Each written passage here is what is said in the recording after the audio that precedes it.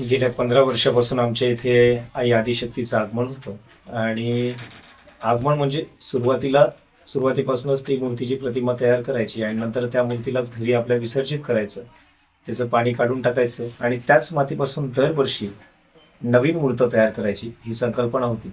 तसंच गणपतीचंही होतं आणि याच्यामागे हेतू एकच होता की तिथूनच जन्म, तिथेच लोक आणि पुन्हा तिथूनच जन्म, हाच एक सिद्धांत मांडायचा होता. आणि हाच सिद्धांताला घेऊन मी या आदिशक्तीची पुनर्स्थापना दरवर्षी करत असतो आणि दरवर्षी मूर्ती स्वतःच्या हाताने घडवतो.